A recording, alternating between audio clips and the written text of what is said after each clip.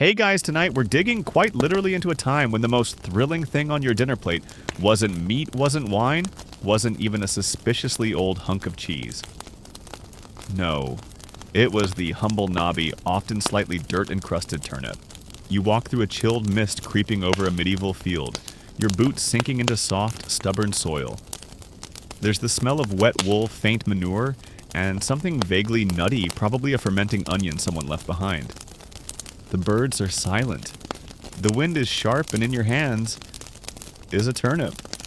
Not glamorous. Not even particularly tasty, but weirdly, it's everything. See, back then, before potatoes strutted into Europe from the New World with their starch-laced swagger, the turnip was the root. It filled bellies, paid rent, fed livestock, and occasionally made a cameo in rural legends. You're in a world where this earthy orb isn't just food, it's status. A badge of survival. The original peasant power move. So before you get comfortable, take a moment to like the video and subscribe, but only if you genuinely enjoy what I do here. And hey, drop your location and local time in the comments. I love seeing where in the world you're listening from. Now dim the lights, maybe turn on a fan for that soft background hum, and let's ease into tonight's journey together. You walk into a thatched village around the 13th century, the kind of place where roofs leak pigs or allowed opinions, and everyone has a slightly haunted look in their eyes. The turnip patch sits at the edge of town, soaking up dew and judgment in equal measure.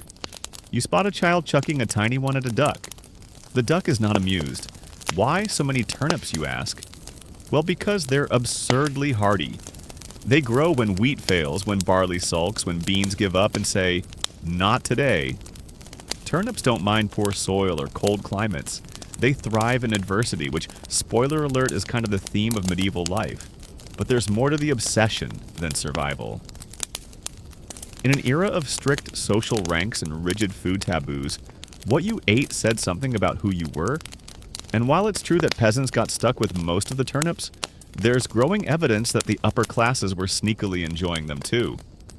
Like ordering fast food and hiding the wrappers, just more root-based. In illuminated manuscripts, monks occasionally sketched turnips into margins, sometimes with suspicious grins. One image shows a turnip being carried like a precious gem by a cloaked figure. It could be allegorical, or they were just really hungry in the scriptorium.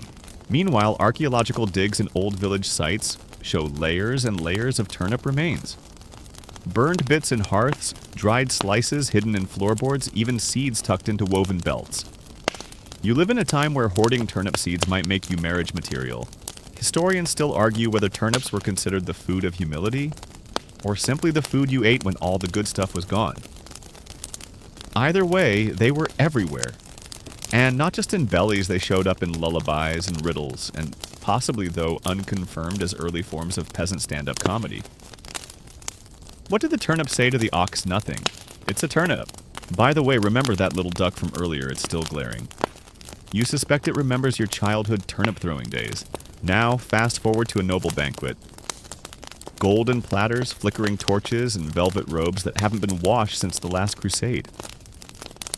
Amid the roasted boar and honeyed pears, a suspiciously familiar puree. It's turnip, heavily disguised with spices and served in a way that screams, "I'm definitely not poor." But even then, nobles often insisted they hated turnips.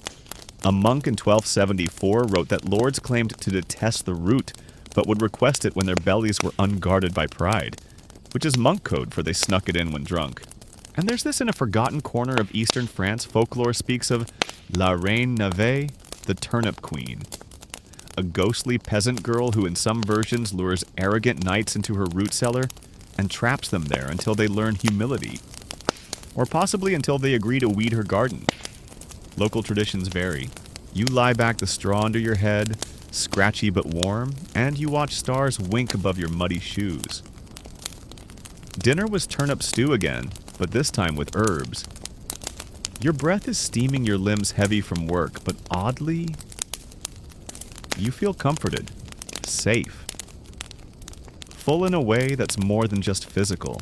And that maybe is why medieval Europe clung to turnips like a soggy lifebuoy. They didn't just keep you alive, they made survival possible. They were the edible equivalent of not today death. You wake before the rooster even bothers. The air is damp again, smelling faintly of mildew and last night's firewood. Your back aches, your fingers are stiff, and somewhere in the darkness a rat is arguing with a goose over something squishy. Today is a farming day. Let's be honest, every day is a farming day. You roll off your straw mattress, grab your wooden hoe, the one with a splinter that's now part of your personality, and shuffle toward the fields. There, rows upon rows of turnips wait silently like lumpy soldiers ready for battle. You bend low, cracking your knees like the world's saddest percussion instrument, and start pulling. Turnips don't resist much, but the earth does heavy and wet as if reluctant to give up its babies. You grunt. The turnip grunts back, probably metaphorically. Here in medieval Europe, farming isn't a hobby. It's not even just a job. It's the full-time, multi-generational, unpaid internship of your bloodline. And it's mostly about root vegetables. Sure, there's wheat if you're lucky, or rye if you like suffering, but turnips?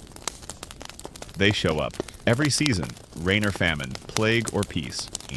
By the time the sun peeks over the thatched roofs, your tunic is soaked with effort. And you've harvested enough turnips to feed your family for, well, a few days. Assuming no one gets fancy ideas like second helpings. People tend to romanticize the medieval peasant life sun-dappled meadows. Simple joys, slow living. But the truth is, you spend most of your time worried about food and whether the next frost will kill it. There's a certain intimacy you develop with your crops. You know which patches drain better, which ones hide rocks, which rows produce turnips that look like tiny screaming faces. You don't ask questions. And the turnip isn't just food, it's storage. It's security. You pickle it, dry it, layer it in straw-lined cellars and pray that no rodents get ambitious.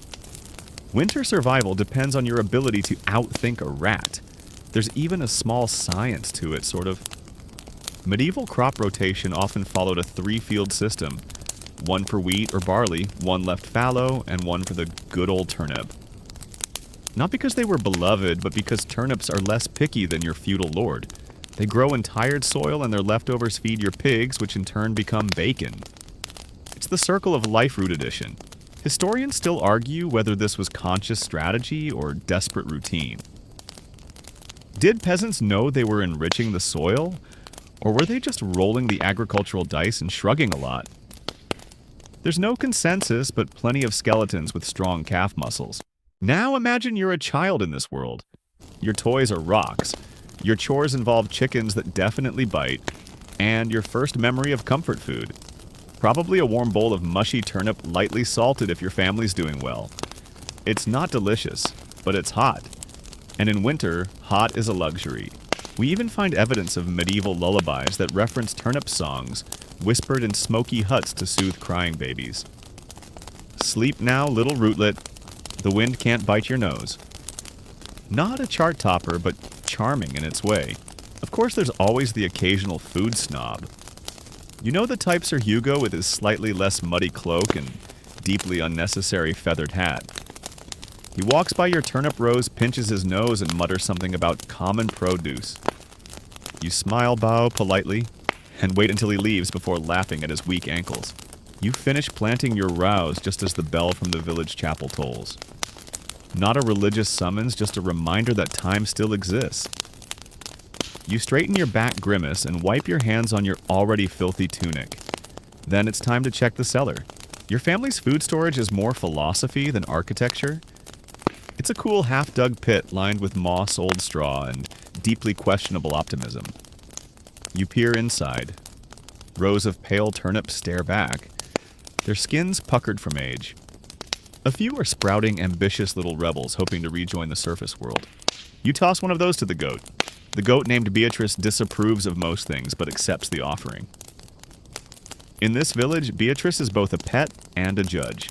Now let's say you're one of the rare peasants whose literate, maybe a monk, taught you letters in exchange for fetching water. You keep a small secret journal made of scraped parchment and dreams. And one entry written in crooked Latin reads, January 5th, snow, cold, turnips remain, God shows mercy. That's it, no poetry. Just factual gratitude, and in its way, kind of beautiful. Even nobles kept root cellars, though theirs were stone-lined and dramatically torch-lit. In fact, there are records of noble households issuing ration logs for winter roots, which often included turnips stored under wax-sealed linen. Fancy. Probably tasted the same. By the time night falls again, you've cleaned tools, cooked dinner, turnip porridge with more turnip, and watched the stars flicker through the thatch. Your muscles hum from labor, but your belly is fullish and the fire's doing its best. There's a strange peace in this repetition. You grow what you eat what you grow, and repeat until death taxes or the next plague arrives. And through it all, through famine, war, and the crushing indifference of medieval bureaucracy, the turnip endures. Maybe it's not glamorous, but it's honest, and in a world of flaky lords and questionable meat, that's not nothing. You're back in the fields again, because of course you are. But today, something's different. There's tension in the air, not the usual. The wind smells like something died tension, but a quieter sort of unease, like the crops are whispering behind your back. And at the heart of it all, the church. You glance toward the village chapel, its crooked bell tower looming like a judgmental relative. The clergy have opinions as always, and somehow they've developed very strong feelings about turnips. On the surface, it's a bit baffling. After all, these are vegetables we're talking about.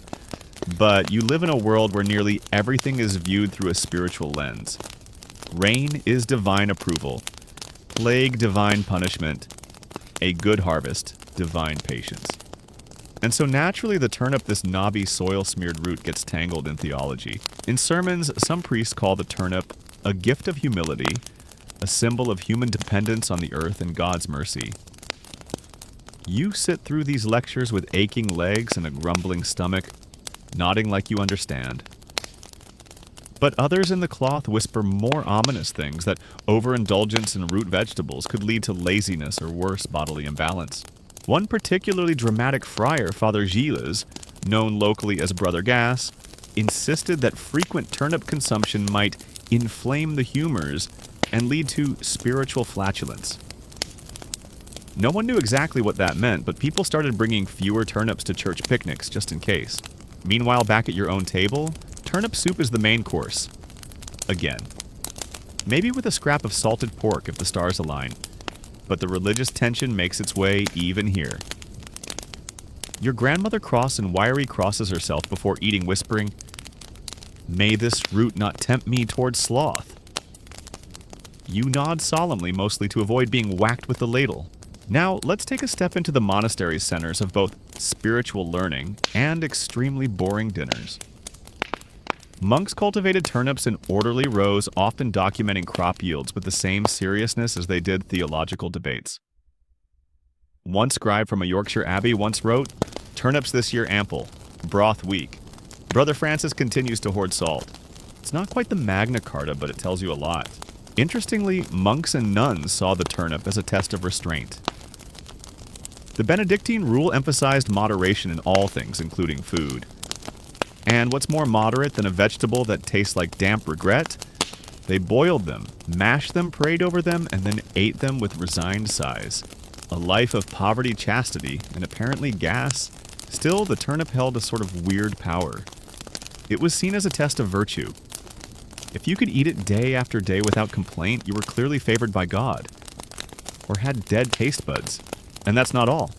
In some fringe theological writings, probably more folklore than doctrine, turnips were used in analogies about sin. A preacher in the Rhineland once compared temptation to an overripe turnip. Looks solid on the outside, but inside all rotten worms. You think about this the next time you bite into a slightly squishy one and wonder if you're being judged. Historians still argue whether this demonization of the turnip was real moral concern, or just the clergy trying to keep themselves above peasant fare. After all, they had access to better food chickens, herbs, wine, and were often suspicious of anything associated with the common folk. If peasants liked turnips, then maybe turnips were suspicious. Yet the irony, priests and monks secretly loved them. There are hidden recipes scrawled in the backs of herbal manuscripts. Turnip pottage with sage and lard was one such guilty pleasure. It wasn't haute cuisine, but it was hearty and comforting and easy on the church budget. You lie on your back in the fields one lazy afternoon watching clouds roll past like sluggish sheep, and imagine a world where the church throws in the towel and canonizes a turnip saint. Saint Navethius, patron of sore knees and stubborn crops. Probably holding a pitchfork in one hand and a ladle in the other. You'd light a candle for that. Meanwhile, in more rural parishes, villagers incorporate turnips into minor rituals. Planting the first one of the season with a whispered blessing. Placing the best-looking one by the hearth during storms. Nothing official. Just little acts of superstition wrapped in faith. Because sometimes the church doesn't have all the answers, and neither do turnips, but together they keep you fed and vaguely hopeful. At twilight, you hear the chapel bell toll again. You fold your hands, say a quiet grace over your bowl, and tuck into yet another spoonful of turnip stew. It's warm, simple, and perhaps if you squint hard enough, divinely underwhelming. You're walking through the market today, not shopping, mind you, just loitering like any respectable medieval villager without 2 pennies or turnips to rub together. Stalls bustle with movement. Merchants shout prices that definitely weren't yesterday's prices, and somewhere someone is loudly regretting a fish purchase. Your eyes wander past barrels of salted herring, dusty bolts of wool. And, there they are, heaps of turnips. Round ones, long ones, some still caked in yesterday's soil. A cart groans under the weight of a particularly glorious mound, and you catch a whiff of something that could either be earthy goodness or mild decay. Could go either way. Then you see them 2 richly dressed nobles pretending very hard not to glance at the turnips. You know this look. It's the I'm above this, but also sort of interested face. It's the same look they give the blacksmith's daughter when no one's watching. Because here's the thing they'll never say out loud, they kind of like turnips. But they can't admit that, because in medieval Europe, the line between high-class delicacy and peasant sludge is incredibly thin. And for the nobility, appearances are everything. A knight in a plume-adorned helmet once loudly declared, "Turnips are the food of beasts and yokels," before requesting turnip stew in private the same evening. The cook allegedly called it white soup to preserve his lord's dignity. You wonder if he also served it with a side of ego. You'd think nobles with their feasts and falconry and embroidered socks wouldn't bother with something so humble. But turnips, especially the young tender ones harvested in early spring, were actually delicious. Mild, slightly sweet, and soft enough for even the most tooth-deprived baron to enjoy. In fact, written menus from aristocratic households, when they dared to include root vegetables, used language gymnastics to avoid saying turnip. One listed item simply reads white root mash with bone marrow drizzle, which is, you guessed it, fancy mashed turnip and meat jelly. Bon appétit. Historians still argue whether the upper classes truly despised turnips or just enjoyed mocking them for sport. Evidence leans toward quiet affection masked by loud disdain. It's a tale as old as time: mock what feeds you, then eat it anyway when no one's looking. Meanwhile, the peasants aren't fooled. They see lords ordering extra stew at inns. They notice the servant boys picking up bags of turnips on errands. There's even a story from southern England about a duchess who supposedly grew her own medicinal roots in a walled garden. Locals swore they were turnips and that she boiled them nightly, whispering for digestion. Which may or may not be code for comfort food while hiding from my marriage. Turnip duality wasn't just a class issue, it was also a seasonal one. In lean winters, everyone rich or poor ate what they could. And if the pantry's only offering was a basket of shriveled roots, you can bet even the most aloof countess suddenly discovered a fondness for peasant cuisine. You once overheard a noble's cook explaining how to transform a turnip into something regal. First boil it in wine, then mash it with cinnamon, then surround it with decorative birds. Seems excessive, but that's medieval nobility for you. If it doesn't involve unnecessary birds, is it even a dish? But there's more to this upper-class dance with turnips. They weren't just food, they became symbols. In some illuminated manuscripts, turnips appear in marginal illustrations where lords are pictured, kicking them, throwing them, or being chased by them. Satire, social commentary. Or just monks having fun after too much mead. There's even one tapestry rarely discussed, but deeply entertaining, where a noblewoman offers a turnip to a knight with a wink. Scandalous. Art historians still bicker over whether it's a joke about fertility or just terrible medieval flirting. Then there's fashion. Believe it or not, turnips showed up there too, sort of. A popular codpiece design in the 15th century was jokingly referred to as the stuffed turnip. Why? Well, we'll just say that medieval tailoring was not subtle, and neither were the jokes. Back in your village, you hear an old man say, "A noble's stomach growls the same as ours." And he's right. When the frost comes, when the wheat fails and the chickens start looking at you, funny, even the grandest lord will knock on a commoner's door and ask for stew. And what will be in that stew? Turnips, always turnips. You finish your loop around the market, passing the noble couple once more. They're haggling with the root vendor now, very discreetly. The man waves a coin. The woman hides a smile behind her veil. You raise an eyebrow, tip your hat, and say nothing. Because in this world, secrets don't stay secret long, especially not ones that grow in every field. The road ahead is muddy and narrow, hemmed in by hedgerows and low gnarled trees that look like they have seen things. You trudge along cloak heavy with morning dew boots squelching with each step. You're headed toward the estate of Lord Everard, a minor noble known mostly for his poor decisions and oddly shaped hat. Today, rumor has it you're going to witness history. Not the exciting kind with dragons or sword fights, but the kind that involves a root vegetable and a monarch in need of rescue. The story, it's legendary. Or at least people keep telling it like it is. As the tale goes, sometime in the late 1200s or maybe early 1300s, depending on who's telling it, there was a minor noble probably named Geoffrey or Hugh or something, equally chainmail friendly, who stumbled upon a turnip that glowed faintly in the moonlight. He was lost in the woods, wounded and nearly starving after escaping a failed skirmish. And there it was, a perfect round rooty beacon of hope. He ate it. Obviously. That's what you do when you're dying in the woods and something vaguely edible rolls into your path. According to legend, this single turnip restored his strength, cleared his fever, and gave him a weirdly prophetic dream about uniting squabbling barons under a single crown. 3 months later, he was back in court, hailed as a hero, and depending on who you ask, knighted by the king. Or maybe he became king. Or married a duchess with unnerving cheekbones. The details get fuzzy. Historians still argue whether this turnip redemption tale has any basis in fact, or was just a rustic fable gone rogue. But it was popular. Very popular. Enough that nobles began referencing it in poems, badly carved goblets, and even battle songs. One knight reportedly had "saved by root" engraved on his sword. It didn't help in battle, but it made a good conversation starter. You eventually arrive at the manor where today's retelling is being staged. Lord Everard, bless him, has turned his front lawn into a dramatic scene. Hay bales for mountains, a wooden crown balanced on a cabbage they ran out of turnips, and 3 villagers dressed as wolves for dramatic effect. The heroic turnip is played by a modestly attractive root polished to an almost uncomfortable sheen. A choir of small children sings a slow, oddly moving ballad about its sacrifice. You try not to laugh. It's not just this lord either.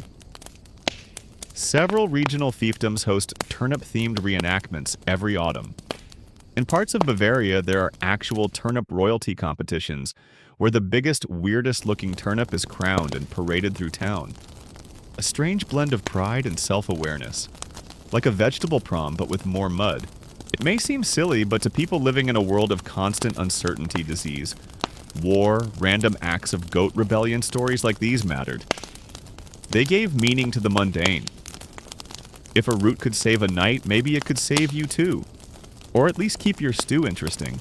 You remember your grandmother's version of the tale. She said the turnip didn't just heal the knight, it spoke to him. Gave him riddles. Told him where to find lost treasure and whom to avoid at feasts. Probably told him to floss. Again, historians are skeptical. But these stories persisted, whispered in taverns and over smoky hearths, growing taller with every retelling. A root that crowned a king. A soup that changed destiny. A peasant girl who gave a turnip to a prince and was rewarded with a goat that laid golden eggs. That last one may have involved some creative liberties. Still, the myth stuck. And not just among the peasants. Even in courtly circles, you hear the occasional sly toast to the true hero of the kingdom, the noble turnip. Usually followed by polite chuckles and a discreet refill of wine. And let's be honest, if potatoes had shown up a few centuries earlier, we wouldn't even be having this conversation. But they didn't. And in the meantime, the turnip had a long, glorious reign as Europe's most reluctantly beloved root. As the performance ends, you clap politely. Lord Everard bows deeply, nearly losing his hat in the process, and the children cheer as the turnip is hoisted aloft like a victorious gladiator. There's cake afterward. It tastes faintly of root. Walking home under a sky smudged with smoke and starlight, you think about how humans cling to stories even about vegetables. Especially about vegetables. Because the world is hard, life is short, and sometimes it's comforting to believe that salvation can come from something small, round, and grown entirely by accident. You pass a row of actual turnips on the way sprouting bravely from the dirt, and tip your hat in their direction. Just in case. You're standing in a queue, which in medieval terms means a slowly moving clump of people arguing about mud. The Lord's tax collector is in town, which means it's time to hand over your hard-earned, frost-nipped, back-breaking bounty of whatever didn't rot this season. For you, that's turnips. You clutch a small sack of them knobbly and slightly bruise the way most medieval produce looks after a 3-mile walk in someone's armpit. Ahead, someone tries to pay with fermented milk. Behind you, a man is loudly insisting his sack of moss is medicinal. The taxman isn't having it. Eventually, it's your turn. You offer your turnips like a penitent child handing over stolen sweets. The taxman weighs them, sniffs, grunts, scribbles something onto a ledger that looks like it was chewed by a dog. Then he nods and you're dismissed. You've just paid your taxes in root vegetables, which for the record is entirely normal in this world. In medieval Europe, cash was about as common as good dental care. Most people didn't have coins. What they had were goods, grains, eggs, chickens, and yes, turnips. So when the Lord came calling for his dues, you gave what you had. Some gave wool, some gave labor. Some gave a goat and hoped no one would notice it kept escaping. You gave turnips. Now, this was fine when the economy was stable, the harvest was decent, and the bailiff wasn't in a mood. But say the crop failed. Or say the Lord got greedy. Or say the tax collector wanted grain, but all you had was an aggressively average root vegetable. That's when things got complicated. There's a record from 1342 in a village in Flanders where a man offered turnips instead of wheat, and was fined more turnips as punishment. You wonder how that even works. Did they build a pyramid out of them? Did someone get buried? Did they turn it into soup and eat their own penalty? Historians still argue whether this kind of in-kind taxation was sustainable or just a slow-motion economic disaster waiting to happen. Some argue it encouraged local self-sufficiency. Others say it made rural economies as unstable as a two-legged stool on a wet floor. And things got worse when people started gaming the system. One woman in Saxony was caught filling the bottom of her turnip sack with stones. She claimed they were blessed root relics. The priest allegedly laughed so hard he dropped his candle. Another family tried carving multiple smaller turnips out of one large one to meet quota. Ingenious. Also extremely obvious. Occasionally, tax collection led to full-blown chaos. In 1381, there was a minor peasant revolt, sparked not by land seizure, not by unjust labor demands, but because a lord steward refused to accept a batch of purple turnips. "We only take whites," he said, which on paper sounds like a preference. But to the peasants it was an insult, an injustice, and a clear sign the upper class didn't understand turnip diversity. Within hours, pitchforks were raised. Torches were lit. One man reportedly rode into the manor on a cow yelling, "You shall taste our roots." The revolt lasted less than a day. The cow survived. The tax collector did not. You think back to your own little rebellion last year when you offered a turnip shaped like a very tired face as tribute. The bailiff laughed. You didn't get taxed extra. That in medieval peasant life is what we call a win. Interestingly, turnip taxes also show up in legal records. In one 13th century scroll, a man sued his neighbor for slandering the quality of his tax turnips. He demanded recompense in the form of public apology and 2 unbitten roots. The case was dismissed, but the insult endured. You still hear villagers mutter "tax turnip liar" under their breath when that man walks past. Then there are the stories of strategic turnip bribes. A clerk in Normandy kept a private stash of especially large ones clean waxed, and slightly perfumed to curry favor with tax inspectors. One of them was allegedly shaped like the Virgin Mary, the other like a duck. Both were highly effective. Your own lord once commissioned an artist to carve a turnip into the shape of his own head. The artist didn't do a great job. The result looked more like an angry walnut. Still, the gesture was enough to make it onto the estate record as a humble tribute in root form. Now you're walking home sack much lighter but your conscience clear. You've paid your share to the feudal machine, and somehow still have a few scrawny roots left. Tonight's stew won't be generous, but it will be enough. You pass old Agnes, who bartered her entire winter stash in exchange for tax leniency, and now seems to be gnawing on tree bark. You offer her a turnip. She eyes it suspiciously, then accepts it with a grunt. Medieval gratitude. And you wonder, in a world where taxes can be paid with vegetables, where rebellions erupt over root discrimination, and where justice sometimes comes carved in starch, maybe turnips were more powerful than anyone thought. Maybe they weren't just food. They were currency. Leverage, weapons, statements, small edible symbols of survival.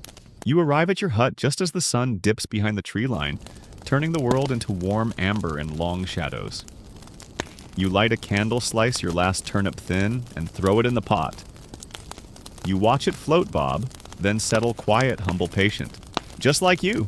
The air tonight smells like wet straw smoke, and someone's attempt at roasting cabbage gone slightly wrong. You're standing on the edge of the village square, wrapped in a scratchy cloak, watching your neighbors carry flaming bundles and bang spoons on pots. Children in mismatched tunics squeal and dart between dancers. Someone's playing a fiddle or possibly just wrestling a cat near some string. It's the turnip festival. You know the drill. Every autumn just after the last harvest, but before the frost really sets in, your sleepy hamlet erupts into a rare chaotic burst of celebration. Why? Because you survived another growing season, and your root cellar is at least 60% full. That's good enough for dancing. And central to it all, in ways no one quite questions anymore, is the turnip. You walk past a stall selling roasted turnip slices, lightly salted and served on a shard of bark. A boy offers you a drink called turnip ale, which tastes like someone wept into vinegar and hoped for the best. You sip it anyway. Then the music kicks up a notch and out they come. The jugglers of root. 3 boys, probably cousins and definitely overconfident, begin juggling turnips in time with the fiddler's increasingly aggressive playing. One catches a root with his teeth, one drops his and pretends it was on purpose. The crowd claps, the turnips bounce. No one's sure if it's impressive or just a health hazard, but this is tradition. And in villages across medieval Europe, variations of the turnip festival, or whatever local name they gave it, popped up every year. Root harvest meant food, and food meant celebration. Some areas held contests for the biggest turnip. Others carved faces into them and placed candles inside, hoping to ward off hungry spirits. Sound familiar? Yep, early proto-jack-o'-lanterns made with turnips long before pumpkins became the flashy new kids. Historians still argue whether these rituals stem from ancient pagan harvest rites, or just the universal human need to dance around a vegetable while slightly tipsy. Probably both. In parts of Wales, villagers told stories of the turnip king, a mythical root who watched over the fields and punished anyone who wasted food. Children were encouraged to kiss a large turnip effigy at the end of the night for good luck. You tried that once. It was earthy. Meanwhile, in Bavaria, the festival included a dance called the root spiral, where participants formed a winding line around a central turnip pole, flinging ribbons and shouting mildly threatening agricultural chants. A chronicler from 1371 described it as joyful, if a bit stabby.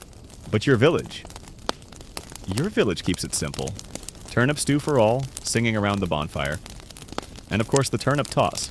You step up to the marked stone circle cradling a hefty turnip in your hand. It's not your best. A little soft on one side, but it has potential. You eye the distance. The target. An empty pig trough at the far end of the square. You draw back your arm and hurl with all the elegance of someone who's carried firewood for 15 years. The turnip soars. It arcs. It lands direct hit. The crowd cheers.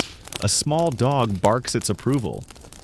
You bask in your brief moment of root-based glory. Children gather around the bonfire, now clutching lumpy turnip dolls their parents hastily carved earlier. One girl insists hers can talk. You nod solemnly. You've seen stranger things. Elsewhere, two elders perform the turnip binding, a ceremonial nodding of stalks said to bless the next planting. They argue about which side gets the sacred string. It nearly becomes a duel. A chicken breaks it up. You find yourself swaying to the music, toe tapping involuntarily, fingers wrapped around another cup of that tragic ale. It's not delicious, but it's warm, and it tastes like belonging. There's something strange, almost magical about how this lumpen root has brought everyone together. Nobles have balls, towns have tournaments, but out here in the mud and the moonlight, you have turnip revelry. And honestly, it feels more human. In one corner, someone has constructed a turnip throne atop, which sits old Millie, the unofficial village matriarch. She cackles as children bow before her.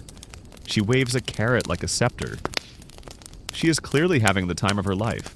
Then comes the midnight tradition, the whispering turnip. One by one, villagers kneel before a particularly large turnip placed on a stump and whisper their hopes for the next year. It's half prayer, half joke, entirely weird. You've heard people ask for good weather healthy pigs, and in one case, a wife with better ankles. You take your turn. Kneel. Press your lips to the cool root and whisper. Maybe next year, fewer blisters. You rise. No one laughs. Everyone understands. Everyone has blisters. The fire crackles lower. The jugglers have stopped. The air is cooling fast, but the warmth of laughter, firelight, and roasted root lingers. You walk home a little lighter, a little fuzzier, and a little more convinced that maybe the turnip really does have power. Not magical, not divine, but something simpler, softer. It gathers people, it feeds them, it gives them a reason to dance on a cold autumn night. And that in this world is just about the best magic you can ask for. You wake with straw in your hair, turnip ale still fogging your brain, and the faint memory of telling someone your deepest secret. That one time you tried to carve your initials into a turnip, and it looked like a worm fell asleep on a tree. The turnip festival is over. The bonfire is ash. The square is quiet save for one chicken, methodically pecking the remains of a flatbread. And yet, even in the haze of the morning after, you feel something strangely noble about it all. Today is not a feast day. It is not a festival day. It is an ordinary medieval Tuesday, which means naturally you must preserve turnips. This is one of the more thrilling chapters of peasant life, pickling, storing, drying, and generally waging war against rot. You begin with your cellar, which, let's be honest, is less cellar and more a slightly cooler hole with optimistic shelving. You pull back the cloth covering your root basket. Some of the turnips are still firm. Others have started to sag. One is growing something that looks like regret. You remove that one with tongs. Preservation is serious business. Without it, you starve. Or worse, you eat nothing but unseasoned broth and pray to Saint whatever his name is that your teeth hold up. So, you set to work. First, you rub off excess dirt. This is the peasant equivalent of polishing silver. Then you inspect for bruises, cracks, or spots that suggest soon-to-be sentient.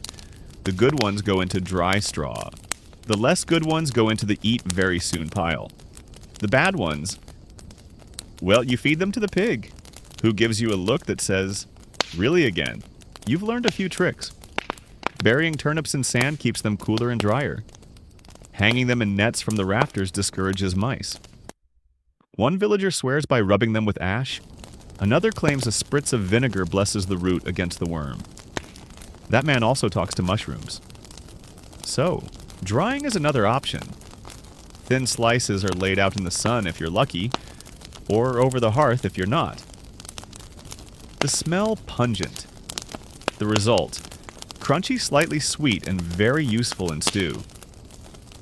One bite and your jaw makes a sound like old rope. But it's food. Pickling.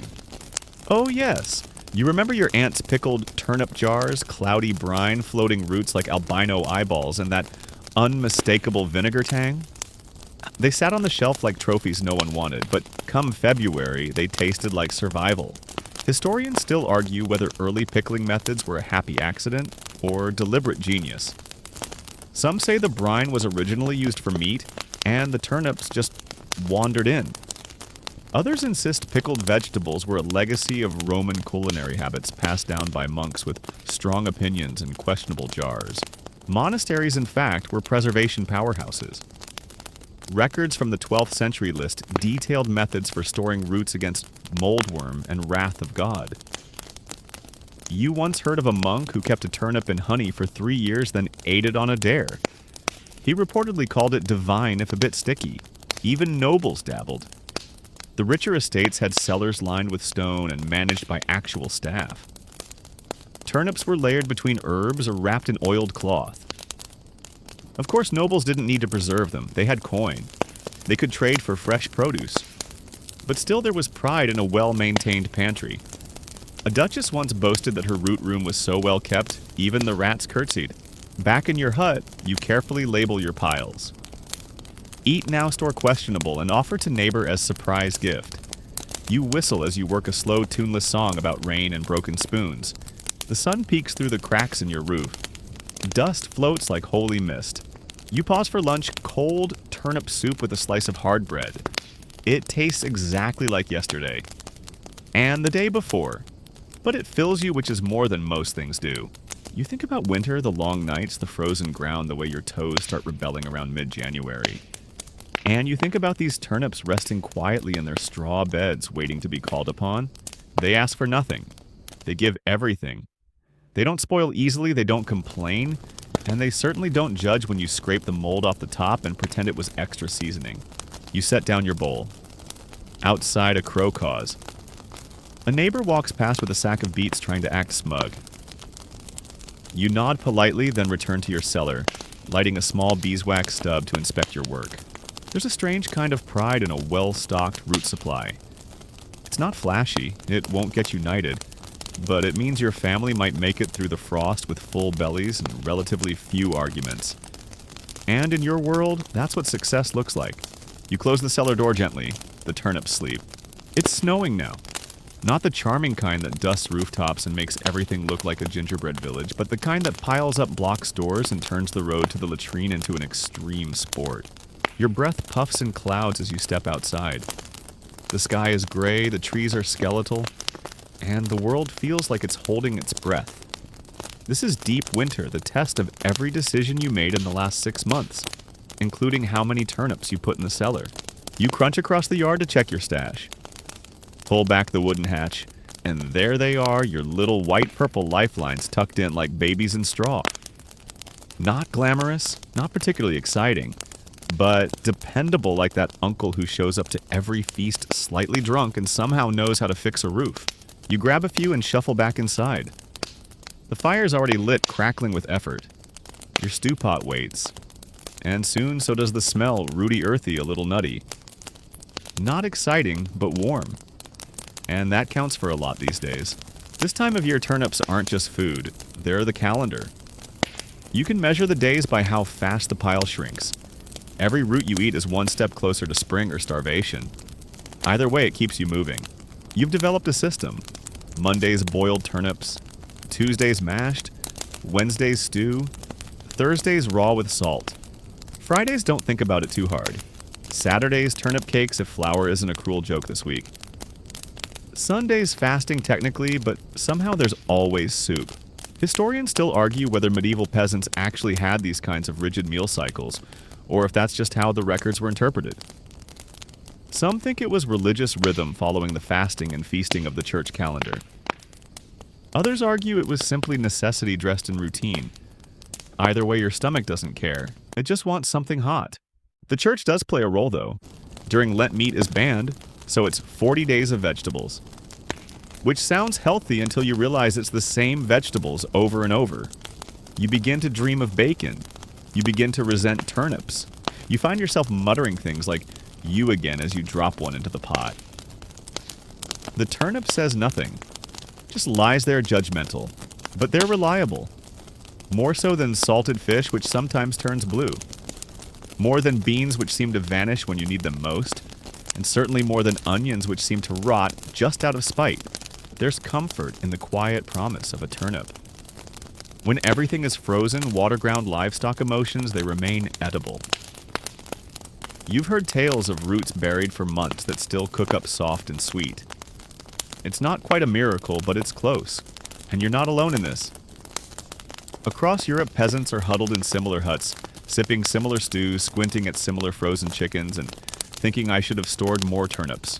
In one corner of your cottage, your daughter has carved a little doll out of a turnip. It has a smile and what might be eyebrows. She's wrapped it in scraps of linen and calls it Lady Root. You try not to laugh. After all, she's found joy in something edible.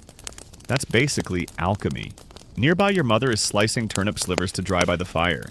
She hums an old tune, something about surviving 3 winters with only roots and prayers. You don't ask questions, just nod. You remember that one winter, the hard one, when the snow came early and stayed too long? The only reason your family made it through was a neighbor who shared her pickled stash. She didn't ask for anything in return, just said A shared root feeds twice. You carved that saying into a beam above your door. It's still there, crooked letters and all. And then there's the wind. It howls at night like a hungry thing. You pull your blankets tighter, huddle closer to the hearth, and thank the gods or whoever's listening that your belly is full. Even if it's full of the same thing every day. Because you know what hunger feels like. You remember that gnawing cold not just in your bones, but behind your eyes, your thoughts. So you chew slowly. Appreciate the warmth. Respect the root. There's also the matter of sharing. A neighbor knocks. You open the door, let in a flurry of snow and a pair of chapped hands holding an empty bowl. No words needed. You ladle out stew. He nods, leaves, you close the door. Community isn't optional in winter, it's survival. Later that night, as the fire fades and your eyelids dip, you whisper a small prayer not to saints, not to kings, but to the quiet pile in your cellar. Hang in there, you say. You could be talking to the turnips. You could be talking to yourself. You wake up to birdsong. Not the joyful spring is here kind of birdsong. No, this is the panicked shriek of a crow trying to wrestle a worm out of frozen ground. Still, it's something. And more importantly, the ice has started to melt. You step outside, blink against the watery sunlight, and realize you've made it through another winter. Your hands are still cracked. Your boots still leak. Your turnip stash looks like it's been through a small war, but you made it. And now comes the next ritual in the sacred cycle of survival, the replanting. You trudge to your garden plot, calling it a field would be generous. It's a patch of earth where even weeds have second thoughts, but it's yours. You kneel prod the soil, damp, cold, crumbly, not perfect, but passable. Like most things in your life. You take out your seeds, small, hard, unimpressive, and begin planting. Turnips, unlike many things in your world, don't ask for much. A bit of sun, a bit of rain, and a lot of patience. They grow quickly, which is why they're beloved by peasants and impatient gardeners alike. You drop the seeds in neat rows, cover them. Whisper a quick blessing. Nothing fancy, just please grow. Please don't die, please be better than last year. Historians still argue whether turnip cultivation spread across Europe because of its hardiness or its usefulness. It's likely both. But they also debate whether it was actually viewed as a crop of desperation or whether its role was more strategic part of a broader understanding of crop rotation. You've never read a scroll, but you know this: if you plant them too close, they get tangled. If you don't thin them, they stay small. If you forget to weed, they sulk. And if you overwater, they rot faster than a tax collector's conscience. Still, there's something comforting about starting over. As you move down the rows, your body warms. The birds keep screaming. A neighbor is also out muttering to his beets. You wave. He nods. A universal sign for may your vegetables not disappoint you. Later, you'll help mend the fence. You'll patch the roof. You'll try to convince your goat not to eat your laundry, but right now, you're focused on this little act of hope, putting something into the soil and trusting it to come back. You glance over at last year's turnip patch. It's a mess. Dried stalks, half-rotted roots. Evidence of a rabbit rebellion, but among the debris, something green is peeking up. A volunteer. That's what they're called when old roots you didn't harvest or forgot start growing again on their own. And there it is. A little sprout. Pale, crooked, stubborn. You smile at it. That's you, really. A slightly bruised volunteer. Still trying. The church bells ring in the distance. Not a feast day. Just the bells saying, still here. You wipe your hands on your tunic and head inside to mark your planting day. You notch the door frame. One line for every spring. The wood is getting crowded. Your daughter appears with a question. Can I name this year's first turnip? You raise an eyebrow. I want to call it Lord Squashbottom. You consider this. Squash is a banned word in your house since the incident of 23, but she looks hopeful. All right, you say, but he better grow straight. The days lengthen. The sun returns. The snow disappears so fast it feels like a trick. And your patch of earth begins to change. Green threads sprout like whispered promises. You check them every morning, sometimes twice a day. They grow when you're not looking. You think that's their way of keeping you humble. You dig around in the compost bin. Something's happening in there. You decide not to ask too many questions, but you do find some half-decomposed turnip scraps. You throw them back into the soil. Circle of life. Plus it confuses the chickens, which is always fun. By mid-season, you're thinning the rows, choosing which seedlings get to stay and which get sacrificed. It feels like playing God if God had dirt under his nails and back pain. You keep an eye out for the usual threats pests mold that one duck who thinks he's in charge. But so far the crop is looking good. Healthy greens, thick roots. You whisper words of encouragement, or possibly threats. Either works. Your neighbors come by to admire the growth. One offers to trade some of his early lettuce for 2 of your prize turnips. You consider. Lettuce wilts fast. Turnips, however? Turnips endure. You agree anyway. Lettuce tastes like hope in April. You go to bed with soil still under your nails and a strange kind of satisfaction. It's not a grand achievement. No statues will be carved. No songs will be sung. But you've planted something. It's growing, and you're still here. Lord Squashbottom is doing well, by the way. It's late summer now, and your field smells alive like earth and green things, and the faintest trace of chicken judgment. The turnips have bulked up, puffed out, taken on that slightly smug shape that says, yes, I am edible, and no, you don't deserve me yet. But they're almost ready. You walk the rows with quiet pride hands clasped behind your back, like a visiting dignitary surveying their root army. The greens sway in the breeze. Somewhere in the distance, someone is shouting about a goat, as usual. This is harvest season, and that means work. Joyful, aching, relentless work. You grab your digging stick, wooden splintery older than you care to admit, and plunge it into the soil. Turnip after turnip emerges dusty, humble, and unmistakably yours. Some are round and smooth. Others are shaped like mistakes. One resembles a screaming face. Another has grown 2 limbs as if trying to escape. You sort them into piles good odd and for soup only. It's important to categorize your vegetables by emotional impact. As the piles grow, so does your satisfaction. This isn't just food, it's proof. That your planning, your digging, your desperate prayers to Saint Edible paid off. That you outsmarted the frost and the worms in the chicken coup attempt of mid-June. You think back to the spring when the soil was hard and your hands were cracked and everything felt like maybe it wouldn't work out this year. But here they are. Dozens, maybe hundreds of roots quietly saying, you did it. Historians still argue whether medieval crop yields were as low as the records claim, or if chroniclers exaggerated out of drama or despair.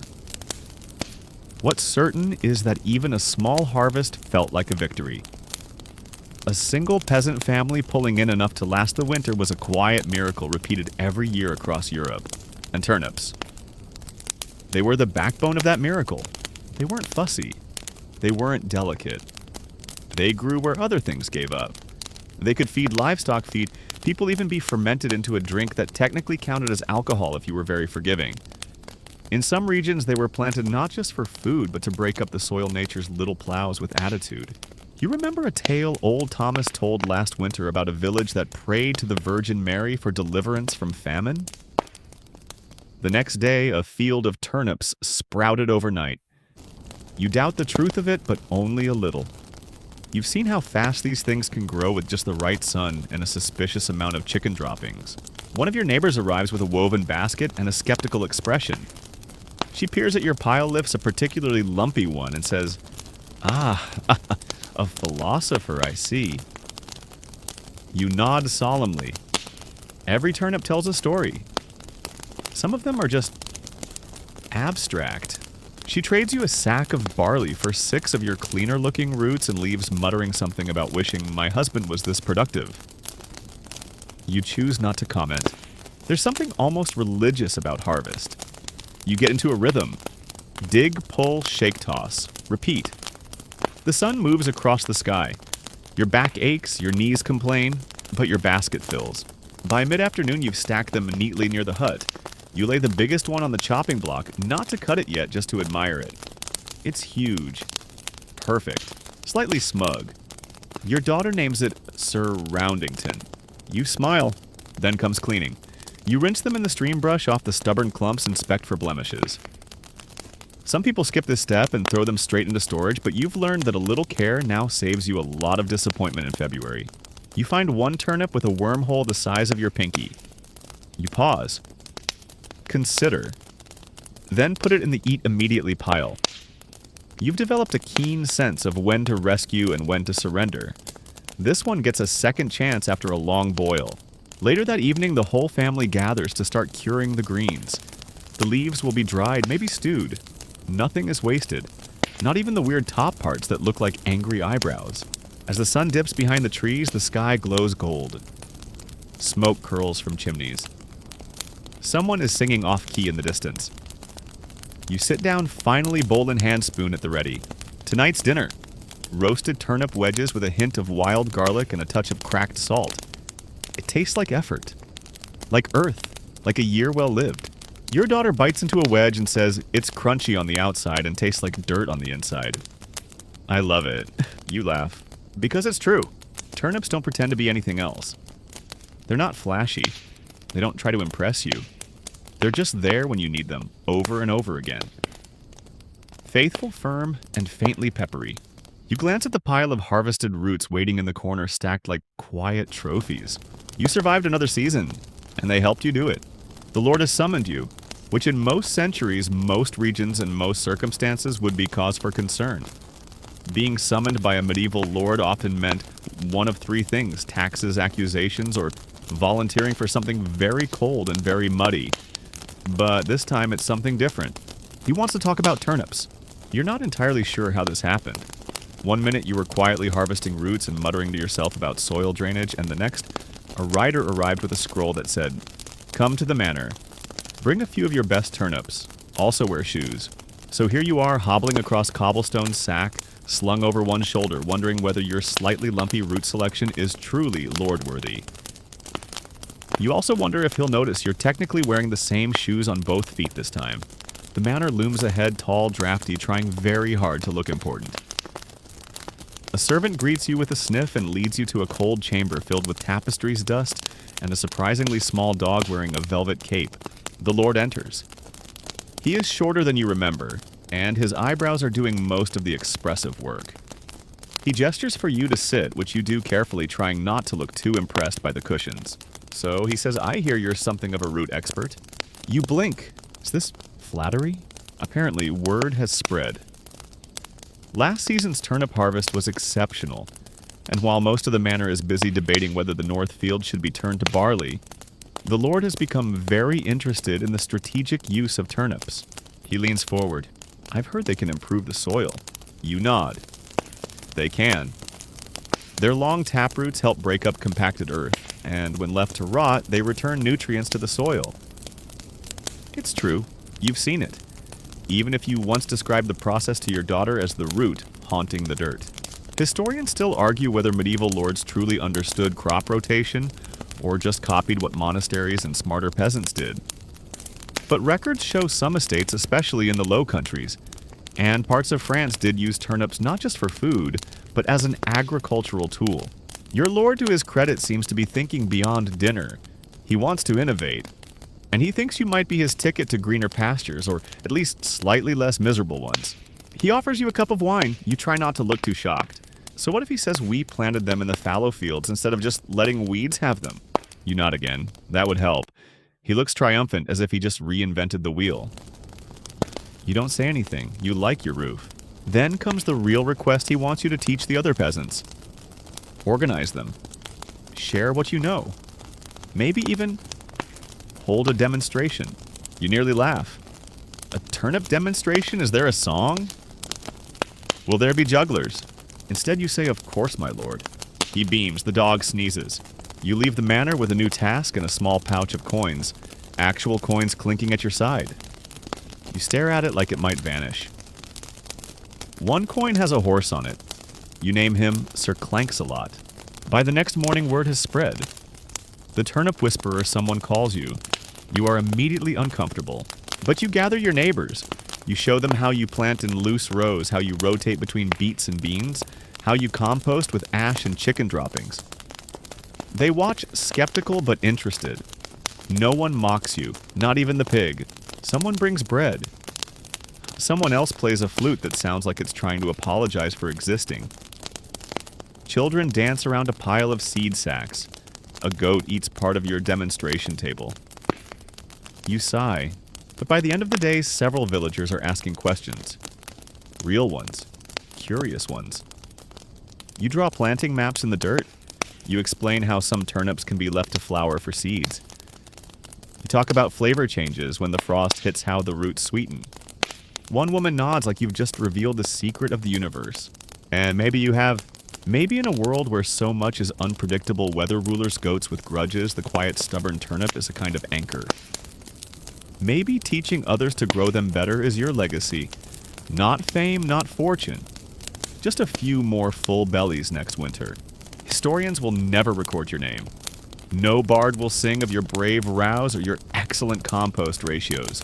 But 100 years from now, someone might still be using your methods. Planting your seeds. Reaping your wisdom. And maybe calling it the turnip way. You sit by the fire that night, coin pouch safe. In your pocket, hands stained with dirt, heart full. Your daughter tucks her root doll beneath a blanket and announces that she's going to be the next turnip teacher. You nod solemnly. She'll do fine. The day starts with rain. Not a dramatic, stormy rain that washes away bridges and inspires tragic poetry, just the slow, soaking kind. It drips from the thatch roof puddles in your boots and makes everything smell faintly of compost and disappointment. But the fields need it, and the turnips certainly don't mind. In fact, they seem to thrive on damp gloom like sullen teenagers of the vegetable world. You pull on your cloak, tie it tight, and head out to check the rows. They're doing well. A few weeds, yes. A few insect nibbles. But overall, strong leaves thick roots. Sir Roundington is now roughly the size of a newborn pig, and twice as judgmental. He's taken up residence under a protective tent of burlap, like a local deity no one dares disturb. You're not the only one noticing. Over the past few weeks, more villagers have started copying your planting style. Elbowed rows, deeper spacing bits of ash in the soil. It's strange, really. A few months ago, you were the strange one talking to your root pile. Now people come to you for advice. Should I sing to them, a woman asks. Only if you're off-key, you reply. She nods gravely as if you've shared a sacred secret. You're not a priest. You're not a lord. But somehow you've become someone people trust. Not because you gave speeches or held a sword, but because your turnips are round, firm, and consistent. You think that says something, you're just not sure what. Meanwhile, your lord has begun bragging to neighboring estates about his agricultural innovations. He says the soil is richer, the yields are up, and there's less weeping in the barley fields. You suspect he's taking too much credit, but you let him have it. He pays on time. That's rare enough. You've even been invited to a market day to display your roots. Now let's set expectations. This is not a grand affair with banners and jousting and imported spices. It's a muddy square, a handful of stalls, and one cart that always smells faintly of despairing cheese. Still, it's something. And this time you get a place at the front next to the pickled eel man and across from the honey lady who always gives you a free spoonful if you compliment her bees. You lay out your best roots. The symmetrical ones, the oddly charming ones. Even the one that looks like a duck's foot. A small crowd gathers. Someone gasps. Someone else asks if they're real. You nod. One woman buys 3 and walks away whispering, "These will impress my mother-in-law." A monk stops by, eyes your wares, and quotes something in Latin. that may or may not be about vegetables. You nod solemnly. He gives you a coin. You are now a patron of the monastic lunch. There's even a contest hosted by a merchant with more enthusiasm than sense. Bring forth your vegetables, he cries. Let the roots reveal the truth of your soil. Contestants shuffle forward. A cabbage, a tomato the size of a child's fist, an onion that may be part fossil. You place Sir Roundington on the table with great ceremony. He glistens slightly. A hush falls over the crowd. The merchant circles, squints, pokes. He asks a few questions. Did you sing to it? Yes. Did you threaten it once or twice? Did you name it? Of course. He nods, declares it the winner. You are awarded a wooden spoon. It is slightly bent and smells like garlic. You hold it aloft like a scepter. The crowd claps. The tomato sulks. And just like that, you are a champion of root cultivation. Historians still argue whether local vegetable contests served real agricultural value or were simply morale boosters with bragging rights. Likely both. But in this moment, standing on a platform holding a wooden spoon while a child throws flower petals at your feet, you feel oddly powerful. You use that power to buy extra salt and a small wedge of cheese. Tonight, your stew will be royal. Back in the village, they ask how it went. You show them the spoon. They gather around like it's made of gold. Someone suggests carving your name into it. Someone else offers to make a shelf just for turnip awards. You laugh, but secretly, you're considering it. That evening, you sit by the fire spoon on the mantel, bowl in hand. Your daughter makes a little crown out of straw and places it on Sir Roundington. All hail the noble root, she says. You raise your bowl. To roots, you say, and rain, and weird little contests that make us feel important. The fire crackles, the stew bubbles. Outside, the rain continues to fall, but inside, everything is warm. The weather turns again. It's not cold, not exactly, but it's not quite warm either. One of those seasons in between seasons where your tunic is always the wrong thickness, and the sky can't decide what emotion to commit to. Clouds loom, the wind picks up, and your joints begin forecasting trouble 3 days in advance. And just like that, it's politics season. You didn't sign up for this. You're a root person, not a ruler. But now that your turnips have caught the attention of lords' neighbors and the cheese stall economy, everyone suddenly has opinions. A messenger arrives from the next village over inviting you to a discussion of agricultural practices. You've learned this means we want to know your secrets and possibly take credit for them, but you go anyway. Out of curiosity, diplomacy, and because they promised soup. The gathering is held in a long hall with mismatched benches and a fire that's doing its best. There are 10 peasants, 2 monks, a lord steward, and someone who looks like they haven't slept since last planting season. You sit near the back, clutching a modest turnip, wrapped in cloth just in case anyone demands a visual aid. The steward stands and talks about innovation and yield efficiency and root-based economic strategy, which is an impressive way to say plant more turnips, eat fewer regrets. He suggests a regional alliance of growers. Someone else proposes taxes. A woman in the corner throws a cabbage at him. You begin to understand that turnips have become political. Historians still argue how much agency peasants had in medieval Europe. Some say they were passive, barely scraping by under the thumb of lords and landowners. Others point to records of peasant councils, protest clever sabotage and regional collaboration as signs of a far more complex rural dynamic. You're now living that complexity. The steward wants each village to contribute a share of their turnip harvest to a central reserve in case of famine. This sounds noble. It also sounds suspiciously like free turnips for him. Your village elder frowns. Others murmur. You raise your hand, slowly, reluctantly. Everyone turns to look. And you speak. Not loudly, not dramatically, just calmly. You talk about storage loss, about blight, about fair exchange. You mention that not every field yields the same, that some roots rot faster, that dried greens are just as useful in hard times. You say you'll gladly contribute, but only if it's equal. Only if every village gives and gets fairly. A monk nods. The steward frowns. But no one throws anything at you. This is progress. Later, over thin soup and bread that fights back a farmer from the next village leans in and says, I always thought turnips were just turnips. but you've made them something else. You shrug. They're still just turnips. I've just spent more time listening to them. The meeting ends without a full resolution. The steward leaves muttering about ledgers. The rest of you agree to think it over. But as you walk home, sack a little heavier with trade goods and compliments, you feel like something is changing. The turnip is no longer just a backup vegetable, it's a symbol. A quiet one, yes, a bit lumpy, often overlooked but sturdy, enduring, unfussy. You begin to notice things. Children carving faces into turnips, not just for festivals, but because it makes them look brave. A neighbor sketching planting patterns in the dirt during idle moments. A monk visiting your field with parchment and ink scribbling notes and humming to himself. Even the local baker is experimenting turnip and honey scones. The flavor is unexpected, but points for effort. You receive letters. Well, notes, really. Charcoal scrawls on scraps of parchment. Requests for advice. Praise for your method. A very questionable turnip poem. You keep them all in a small box beside the hearth. Your daughter adds to the collection by creating a song about Surroundington.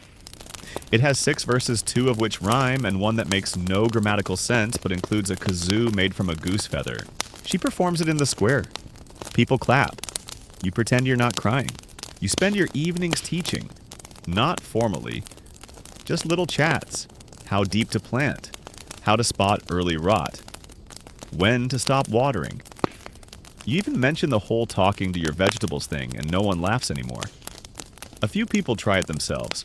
It's not about the fame, it's about the quiet revolution, one root at a time. The final straw comes when the manor steward stops by with a gift a set of wooden planting markers, each engraved with your name. From the Lord, he says, you're to be the official turnip coordinator. You raise an eyebrow, that's not a real title. It is now. You stick the markers in your garden, they make you laugh every time you see them. Official or not, what matters? Not the words, not the coins, but the fact that people are fed. That knowledge is spreading, that maybe this simple stumpy vegetable is helping folks hold on to something they didn't have much of before. Hope. The sun sits low in the sky, golden and wide, spilling its light across the village like a spilled pot of honey. It's late autumn again. The year has done its quiet, relentless circle. And once more you find yourself back where it all began, kneeling in the dirt fingers, brushing soil eyes, scanning rows of stubborn little roots. But this time you're not alone. A small group has gathered in your patch of earth. Villagers' children, a monk, even the baker's apprentice who still insists turnip pastries are going to change dessert forever. Some are helping you harvest. Others are just watching, but all of them are learning. You pass a bulb to a boy who grips it like treasure. He holds it up to the sun and says, "It's got freckles," you nod. That means it's sweet. Everyone knows freckled turnips are the friendliest ones. A scientific fact, obviously. Someone starts humming. Your daughter joins in. It's the tune from her Surroundington song, now expanded, to include a verse about turnip soup and bandits. You're still not sure why. Someone else adds a verse about noble roots in troubled times. You pretend it's silly, but you smile. The turnips this year are good. Not perfect, nothing ever is, but solid, dense, generous. The kind of harvest that reassures you deep down past your stomach, into the bones of your belief that things will probably be okay. You walk with a sack slung over your shoulder, pausing now and then to admire someone else's work. Mary's got her rows in proper order this year. Even Lothar, who once planted turnips upside down and then blamed the moon, is getting the hang of it. There's a rhythm to the digging now. A call and response between hand and earth. The thump of roots loosening. The rustle of greens. The occasional yelp when someone unearths a turnip shaped like an angry badger. You once thought turnips were boring. Background food. Emergency food. The vegetable equivalent of gray wool, but now they're part of the story. Your story. The village story. The wider story of how people survive not through grand gestures or epic battles, but through ordinary resilience. Through dirt under nails, through bowls of warm mash on cold nights, through 1,000 small choices to dig, to plant, to share. Historians still argue whether peasants had time for pride. Whether life was too hard, too hungry, too short to allow space for celebration. But standing here watching a child name her third best turnip, Princess Rudabelle, you're convinced that pride is exactly what carried people through. Not the loud kind, not banners or ballads, but quiet pride. The kind you feel when your larder is full, your neighbors are fed, and your root cellar smells just faintly of future meals. You help haul the last baskets in, stack them neatly, check the ones with soft spots. Set aside a few to pickle. Set aside a few for seed. Set aside one particularly smug one to show off at the winter gathering. It's getting cold again.